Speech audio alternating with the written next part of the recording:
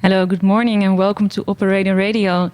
This is Roffa, Amour, a film festival that will take place from August 12 to 15 in Rotterdam West. Roffa Amour is an outdoor film festival taking place in a sculpture garden this year. My name is Lisa Smit, and the track you just heard was from Betonkust. He made it especially for the festival for our trailer. Today, I will guide you through the festival program. I will do that with 3 conversations.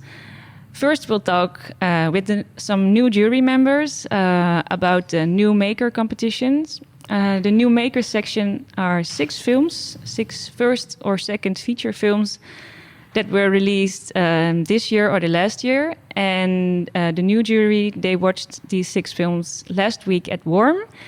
And they will decide which film will win. The award ceremony will be August 13th during the festival. After that, I will talk with Alberta Balsam and DJ Overdose about the cinema concerts. They will take place on Thursday, August 12th. This program was made with Operator and Go Short Film Festival. After that, we have 2 phone calls with 2 people that will talk about their favorite films. This is the section Cinematic Favorites, and that are films that we think you should see. It consists of 4 films this year, and we will talk with Ine Gevers. She's the director of Fake Me Hard, an exposition which is now taking place at AVO Mundo as well. It's about the digital culture, big data, and about fake news. She will talk about Gattaca. And I will talk with Theo Tim Pelsey. He's a big film lover, and we will talk about water lilies. But first, for now, I have here Zed, Adi, and Vera. Welcome. Thank you. Hi. How are you? Great. All good, yeah. I'm good too. How was it to watch the films last week? You watched them in 2 days. You watched 6 films. Yeah, it was the first time for me watching that many films at one go. But it was really fun, and it was really interesting to watch a film and discuss it with the other members of the jury, because you get all the different perspectives and things you didn't see. So I really enjoyed it. Thank you. So first I will list up all the titles with a short description, and then I'm going to ask you what you think of it. So we have All Eyes of Me, which is a portrait on intimacy amongst a young generation in Tel Aviv. Crypto Zoo, which is an animation film. Residue, which is about gentrification in Washington, D.C., and Night of the Beasts, it's about the heavy metal scene in Bogota, and Black Medusa, which is a thrilling black and white revenge story in Tunis. And Vera, I was wondering which film made a lot of impact on you and was still on your mind the last week? Residue. Okay, and can you tell us why? I really liked the way we as a viewer went into the world of the main character.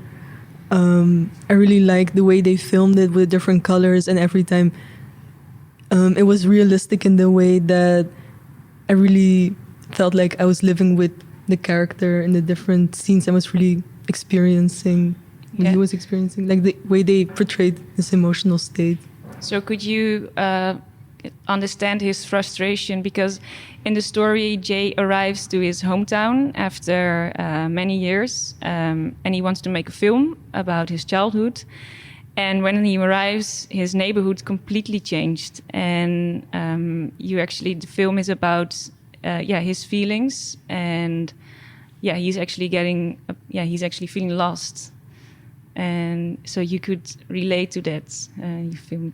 Yeah, because I didn't really fully get the story while watching the film, but I did really feel the feeling that he was feeling. I always felt the sense of confusion, and there's also this kind of aggression from the change, and I really felt that.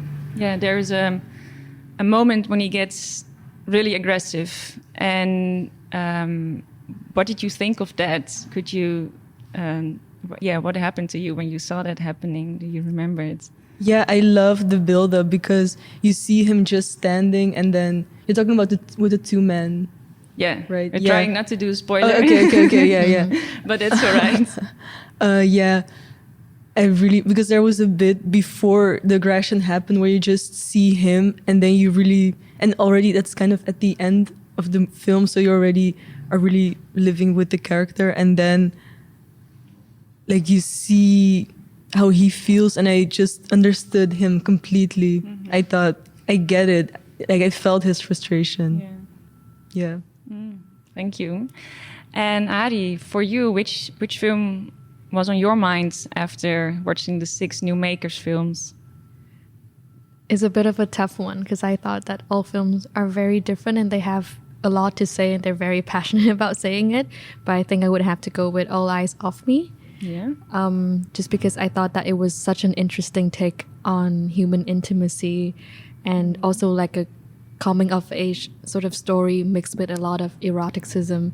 But the eroticism in it was not really glorified. Everyone was very imperfect and confused and kind of angsty. Mm-hmm. And yeah, I just love films with really imperfect characters just trying to find themselves and navigate themselves in this world. So that really hit a soft spot for me. Yeah, I see. Yeah, first you have the idea that the main character, it's a young girl, Afishar, and that she's very explorative and extroverted, and then later you find out that she is maybe not all that, and she's also searching like what she wants and desires. And yeah, it's our opening film, by the way. The director, she's from Tel Aviv, and she told me that it's not per se about the generation in Tel Aviv. It's actually a generation thing because we have so much freedom, and we actually have, so everything we want that we sometimes can't really get to what we really want. And could you recognize that? Do you have that yourself? Yeah, I think definitely. I think the movie has a lot of stress on just characters communicating their needs and desires to each other. But as the film unfolds, I really see that the characters don't really know what they really want. Like they're communicating for the sake of communicating and talking about it. But they really do have a hard time, especially the main character, to kind of reach the real depth of her desire for intimacy, like what intimacy really means to her. And I think it's a very personal thing for me, but it's also a very like generational thing for like our like young people at this point in this era of like a lot of information about intimacy, a lot of narratives around intimacy, but not a lot enough talked about like really communicating vulnerability and what you want. And I really recognize that. And I think it's a very important film to show people. Okay. Thank you. And Zed, what was on your mind? That's a hard one. I think I will go with Farewell Amour, because it's about a man who goes to America, and he leaves behind his family. And after quite some years, they come over and they meet each other again. And you see in the film how they have grown apart and how they come back together. So it was really interesting. Yeah. And what happened? The father, he meets his wife and daughter after 17 years, and then actually the story starts. How was it for them? What did you see? I'm gonna try to do this without spoilers. But the first part of the film is really just the same story, like told in different perspectives. And that really helped me understand the way all the different characters dealt with the situation. And you see that everybody that if you have the truth will always come out, and that it's always important to just be honest with each other, because in the end you see all the things unfold, and in the end you see that when everybody is just being themselves, their real authentic self, they really started to connect with each other. And that was the part for me that really impacted me, because my parents also did that in a bit shorter time frame for like a half year. But I was in Suriname with my mother, and my brothers and father were here in the Netherlands. And it really let me think, how was it for them to be here, and me for. And is it important for you to identify with what happens in the film in your own life? You mentioned it here now. For example, there was another film, Crypto Zoo, which is a bit more fantastical, maybe a bit more out of our league. How did that? How was that film? How did you experience that compared to a Farewell Amour or maybe a Residue? Okay. I'm a real big anime fan. Whenever I can watch, I will binge it. But in Farewell Amour, it's really more a personal connection I have with the film. But in Crypto Zoo, they try to take you into a magical world where everything is possible, and it's about mythical beasts, but you can. It doesn't have to be about mythical beasts. It can be about humans, or maybe the way we treat animals right now. So it was more like a magical world where they highlighted a certain bad side of humanity, such that you can really think about the bad side without thinking about reality, but you have to live, or you have to do that to survive, and really think about, but that animal can't, or that mythical creature can't protect themselves, and they want to, but we are too strong to do that for them. So I like the way they created a magical world to make you understand yourself better. It was a nice metaphor. Do you like animations? Yeah, I do. Because Residue is kind of a very realistic film, but Crypto Zoo it's actually the other side of the spectrum in what cinema can do. I had to get used a bit to the way of animation. Then I got used to it, and I actually really liked the way they drew it, and also in combination with the way the characters spoke. I really liked that, and it was also funny. And how were the animations? They're quite colorful and intense, and and that's why I had to get used to them, because they're very drawn. I don't know how they made it, but you really feel it is drawn. I don't know how they made it, but they did 5 years to. No, but it's really great. It's really amazing how. I'm not saying it's just, it was really beautiful and amazing how they did it, and so many details as well. Yeah, I like that too. Yeah, it really reminds me of illustrations in children's books a lot, and it looks really like collages of those kind of images, which I guess maybe is also a little bit of the point. And I would see hours of them just making this as a documentary behind the scenes kind of thing. It's really amazing. And also the world that they made up, with all these creatures. I would love to see as well a documentary about how they came up with these creatures, and how, I don't know, I wonder how they came up with so many different things. There's so many crazy things in that movie. Yeah, I think they use mythical creatures from all over the world, mythical creatures in the Egyptian culture and in the Indian culture, and they just drop them into the world and go play. It was nice. That's really nice. Really, I would love to see a documentary about that too. Okay. And there's another film, Night of the Beasts. That was so cute. It was really just, cute. I was just smiling the Yeah. entirety. That was probably the best like viewing experience. I would just, I was just so warm with like love and with so much love for these characters. They're so lovely. Oh. Yeah, it's about two friends in Bogota, and there's a concert happening for the first time. Iron Maiden is coming to Bogota, and the whole city is getting ready, and you see these two friends also getting ready. And indeed, it's more light and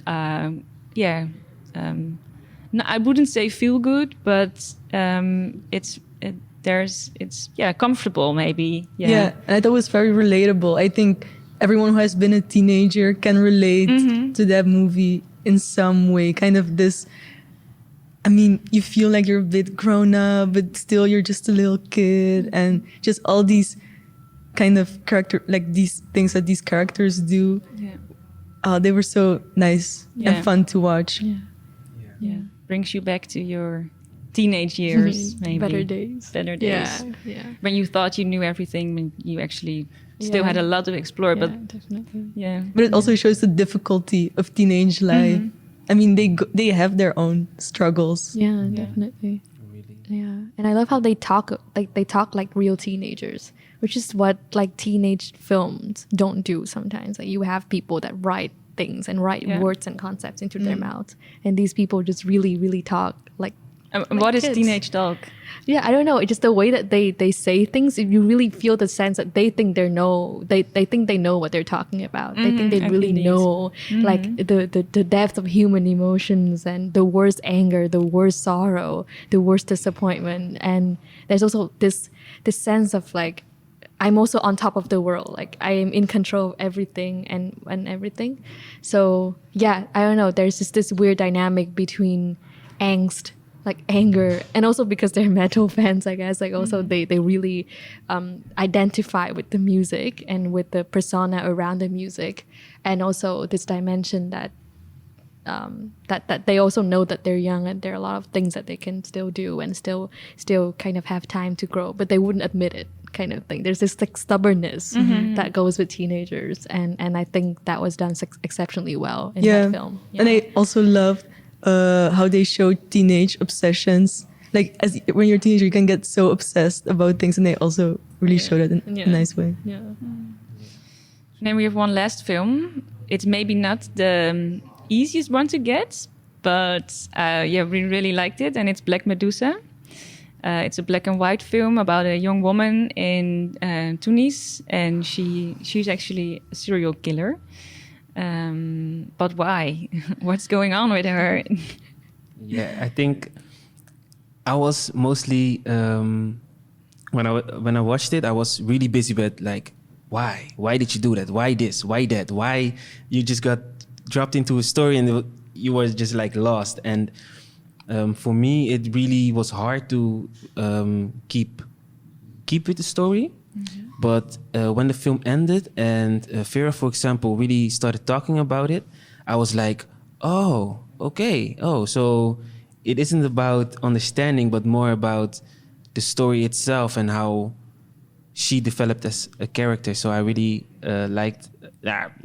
Eventually, I started liking the movie a bit more. And what did you tell him about it? Or about the film? Yeah, I think that exactly. It's not about understanding why she does it or what is her reason or what is like the plot, but more just how she changes and how her emotional state changes, and just kind of how things go wrong, and that you don't necessarily need to understand, but you can just sit back and enjoy the crazy things that are happening. And what I don't know, I still don't know if I like this or not, but I really think this film shows what you can do with film, because they don't show a lot of things, but then you still imagine them. Like, you know that's going on, but when I thought about it later, I thought, wow, they don't really show that much, but still, what's going on. And do you then mean the motivations or the actions? The actions. She's actually, because she's kind of cruel, and you get to see some, but they leave a lot for your own imagination. Yeah. Yeah, and then there's also, I think what I like the most about that film, which is also a little bit relating to what Vera just said, is their use of like little stories and anecdotes. They're all these like metaphorical stories, and just how characters in that film talk to each other in stories. Like they tell stories to each other, or even that scene with the letter. Just this is like a semi spoiler, so people watch out for that. But I think that was also like a beautifully written letter, and I really like it. It feels almost like just tales after tales after tales, like just like fairy tales, but not fairy because it's kind of murderous. Yeah, and I thought that that was such a thing that stands out for that film, that they use stories very, very well. Yeah, and I also liked how the story was told. Like you never really knew what was gonna happen. It was kind of an original way of telling a story. Really, like for me, when I watch like realistic movies, especially black and white, because it makes me think it makes it somewhat more old-fashioned. I really want it to be realistic, but the way it started with the story, the tale, it just like blew me away. And then I thought like, oh, this has so much potential. But because I was really stuck with trying to understand and not just really enjoying the movie, I think I missed a big part of what the movie was trying to say. Yeah. Oh, thank you, Zed, Adi, and Vera. And tonight you will talk further with the two other jury members, Arend and Ezra. So with the five of you, you will decide which new maker will win the new Amour Award. And we will let the audience know August 13. Thank you for your time this morning.